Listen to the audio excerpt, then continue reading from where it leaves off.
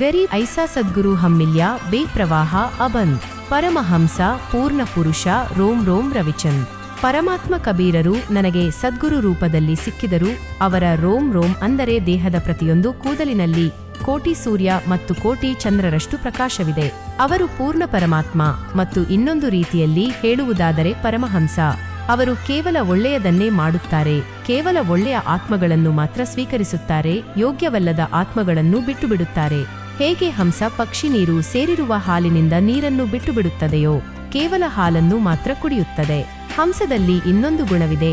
ಅದು ಯಾವ ಸರೋವರದಲ್ಲಿ ವಾಸಿಸುತ್ತದೆಯೋ ಅಲ್ಲಿನ ಹುಳು ಹುಪ್ಪಟೆ ಅಥವಾ ಮೀನುಗಳನ್ನು ತಿನ್ನುವುದಿಲ್ಲ, ಕೇವಲ ಮುತ್ತುಗಳನ್ನು ಮಾತ್ರ ತಿನ್ನುತ್ತದೆ. ಇದೇ ಸ್ಥಿತಿ ಸದ್ಗುರುಗಳ ಭಕ್ತನದ್ದೂ ಇರುತ್ತದೆ. ಅದಕ್ಕಾಗಿಯೇ ಸತ್ಯಲೋಕಕ್ಕೆ ಹೋದ ಭಕ್ತ ಅಥವಾ ಮೊದಲಿನ ಸೃಷ್ಟಿಯಲ್ಲಿ ವಾಸಿಸುವ ಆತ್ಮಗಳನ್ನು ಹಂಸ ಎನ್ನುತ್ತಾರೆ. ಆದರೆ ಪರಮೇಶ್ವರನನ್ನು ಪರಮಹಂಸ ಎಂದು ಕರೆಯಲಾಗುತ್ತದೆ.